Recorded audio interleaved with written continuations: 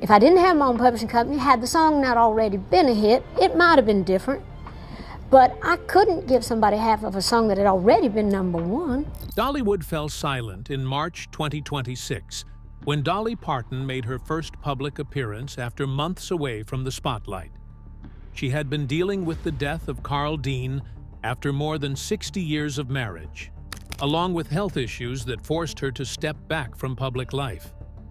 Fans expected a quiet return, but what they got was something more revealing. Somebody should take you out of context and say you call me white trash. He did not. I call myself white trash. He would never do that. He was repeating what I said. So, what did she reveal? Join us as we unveil the emotional details. The girl from the one-room cabin. Dolly Rebecca Parton was born in Locust Ridge, Tennessee, the fourth of 12 children born to Robert Lee Parton and Avie Lee Owens Parton. Her father was a sharecropper who could not read or write, farming someone else's land in return for a share of the crop. Her mother delivered all 12 children before she turned 35.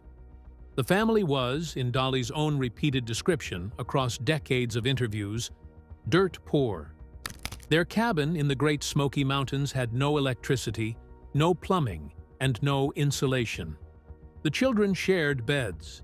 60% of families in Sevier County were below the poverty line during those years, and the Partons were well inside that 60%. What the cabin had in abundance was music. Her mother sang and played guitar. Her grandfather was a pastor whose church was filled with gospel singing every Sunday. Her uncle Bill Owens played music and was the first person outside the immediate family to look at young Dolly and see something that needed to be pointed in a specific direction. She wrote her first song at the age of 5. It was called Little Tiny Tassel Top. She made her first guitar at the age of 7 out of an old mandolin and 2 bass guitar strings because a real guitar was not something the family could afford. By the age of 9, she was appearing on The Cass Walker Show on WIVK Radio and WBIR-TV in Knoxville. By 13, she was recording on a small label called Gold Band and appearing at the Grand Ole Opry in Nashville, where she was introduced by Johnny Cash himself to an audience that had no idea they were watching one of the most consequential careers in the history of American music begin in front of them. The day after she graduated from high school in 1964, she moved to Nashville. She took with her everything she had learned in the mountains and everything she knew about the specific kind of resilience that comes from having had nothing, and decided that this was not a permanent condition. Within a year of arriving in Nashville, she was writing hit songs for Hank Williams Jr. and Skeeter Davis. Within 2 years, she had signed with Monument Records. The career that followed, across more than 6 decades and more than 100 million albums sold, and 26 #1 Billboard country singles, and 10 Grammy Awards, and an induction into the Rock and Roll Hall of Fame, started with a 5-year-old making up a song in a cabin that had no electricity. But the girl who became Dolly Parton did not do it alone. She arrived in Nashville at 18 years old and met a man outside a laundromat on the very first day. A meeting that would define the next 60 years of her personal life in a way that shaped everything else. So, who was Carl Dean, and what was it about him that held one of the most famous women in the world for 6 decades? The man nobody saw. Carl Thomas Dean is one of the most private public figures in the history of American celebrity, which is a paradox that only works because of who his wife was. He lived inside the orbit of one of the most recognizable women on the planet for 60 years and gave exactly 1 interview in all of that time to a small local publication in 1966. He did not attend award shows, appear at industry events, or even travel on tour. He built an asphalt paving business in Nashville and lived exactly the life he wanted to live, which happened to be entirely out of the spotlight that followed his wife everywhere she went.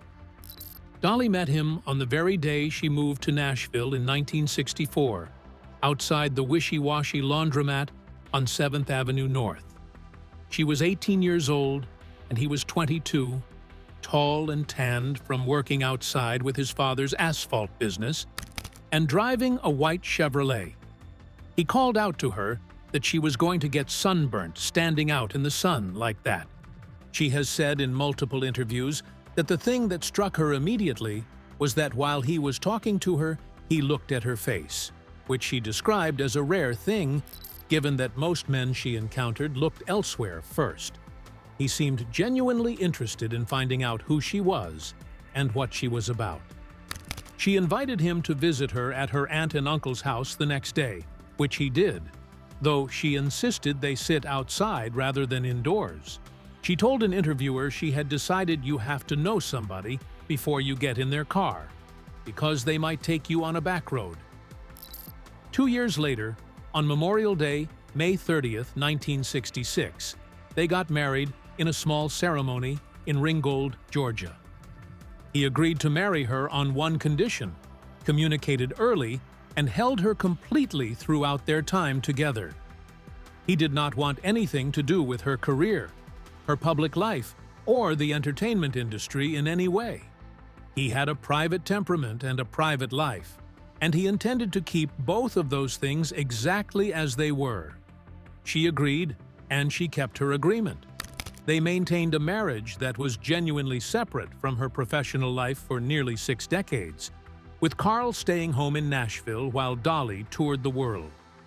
He became, over time, something of a mystery to fans who knew Dolly's work intimately and had almost never seen her husband. Some people genuinely wondered, for a period in her early career, whether he was real at all. He was real. He was at home in Nashville, driving his trucks, running his business, reading, fishing, and being the one person on earth who could give Dolly Parton a completely ordinary life whenever she came back from the extraordinary one. He died on March 3rd, 2025, at the age of 82, in Nashville, with his family around him. Dolly released a statement the following day that said, "Carl and I spent many wonderful years together. Words can't do justice to the love we shared for over 60 years. Thank you for your prayers and sympathy." She followed it 3 days later with what she called a love note to family, friends, and fans, writing that he was in God's arms now and that she was okay with that. She ended with the 4 words she has ended more songs than anyone can count: "I will always love you." She told Knox News a week after his death that he had suffered a great deal before the end, and that she was at peace, that he was at peace. But that being at peace did not keep her from missing him and loving him. She said she was doing better than she had expected, but that after being with him for 60 years, she was going to have to relearn some of the things they had done together. She teared up on the Today Show 2 months later when she said, "I get very emotional when people bring it up. We were together for 60 years. That sentence does not need any additional weight placed on it. The grief that followed his death compounded with health challenges that Dolly would only gradually share with the public, and the combination of the two produced the most prolonged absence from public life she had experienced in decades. So what was happening with her health, and what scared fans enough that her own sister went online to ask for prayers? The health scare that kept her off the stage. In the months after Carl Dean's death, Dolly Parton was not seen publicly in the way the world had come to expect from one of its most consistently present performers. She canceled appearances. She postponed a Las Vegas residency that had been sold out and highly anticipated. She missed the governor's awards ceremony, where she had been scheduled to receive the Jean Hersholt Humanitarian Award in person. Fans who had followed her career for decades found the silence concerning. The health challenges had actually begun before Carl's death. She had been hospitalized with a kidney stone-related infection at some point in the first half of 2025. and described in later interviews having not taken proper care of herself in the aftermath of that hospitalization. Then, Carl died in March, and the combination of the physical issue and the loss of her husband of 60 years created something she described as being worn down and worn out in a way she had not felt before. Her sister Frida added to the public's concern when she posted on social media that she had been praying all night for her sister's recovery, which fans interpreted as an indication that whatever Dolly was dealing with was more serious than kidney stones. In October 2025, Dolly addressed the situation directly on Instagram, posting a message that said, "Everybody thinks that I am sicker than I am." She said she didn't take care of herself and that she needed to slow down for a while so she could be ready for more big adventures. In September 2025, she announced the postponement of her Las Vegas residency at the Coliseum at Caesar's Palace, pushing the December 2025 dates to September 2026. She posted on Instagram, "Don't worry about me quitting the business, because God hasn't said anything about stopping yet. But I believe He is telling me to slow down right now so I can be ready for more big adventures with you all."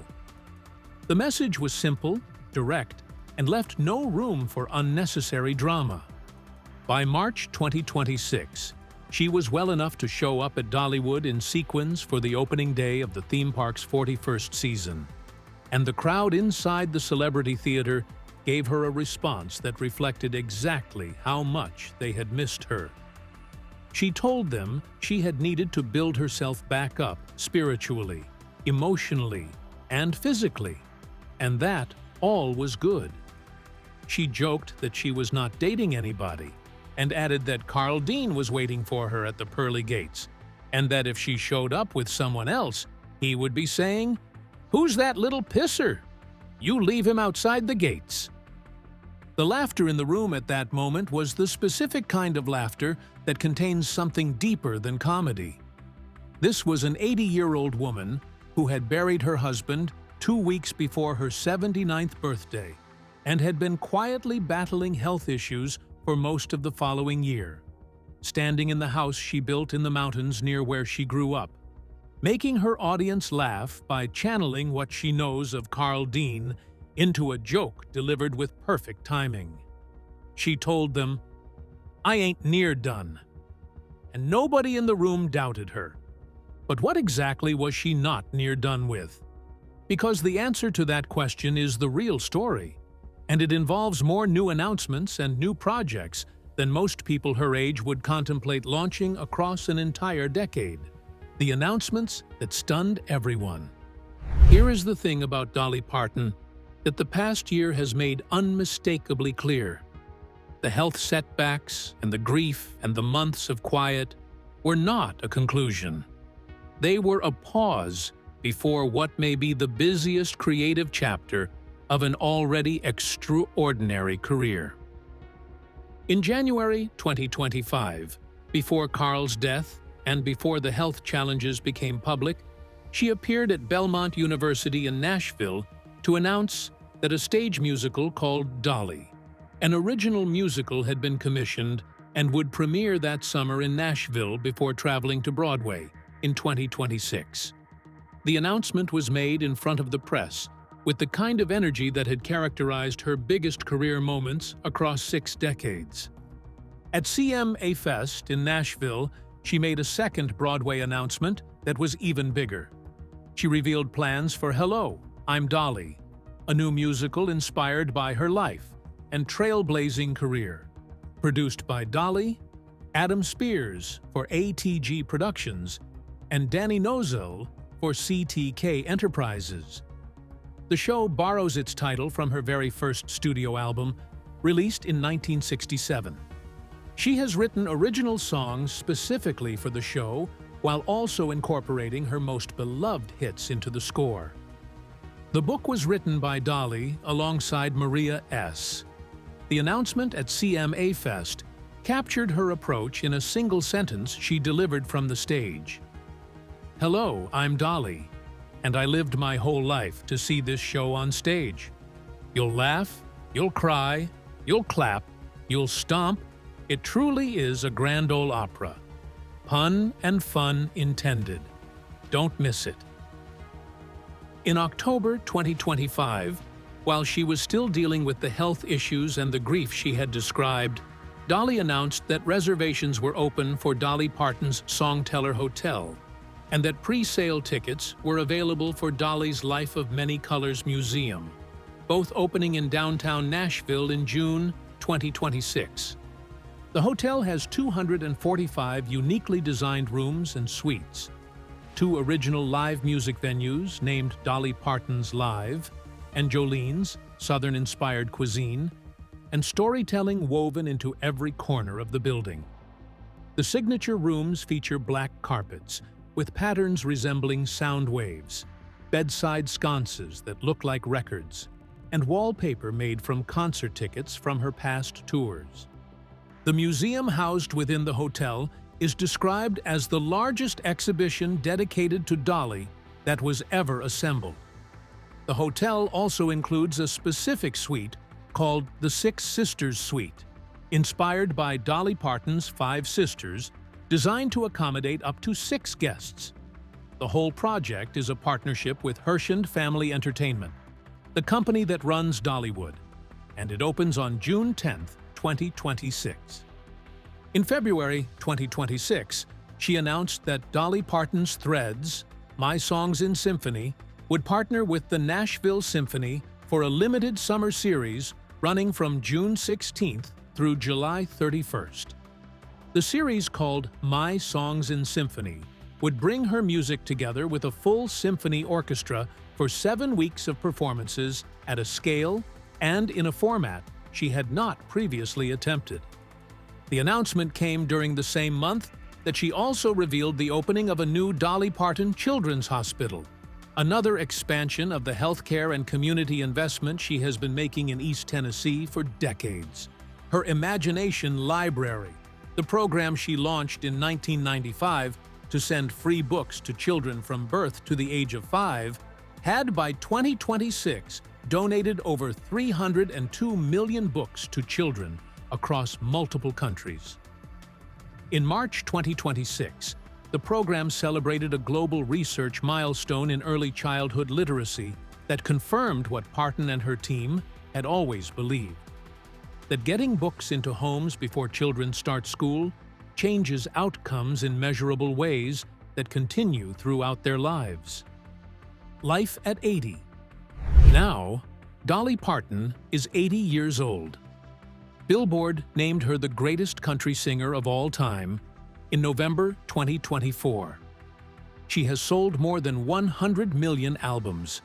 She has had 26 #1 singles on the Billboard country charts, a record for a female artist.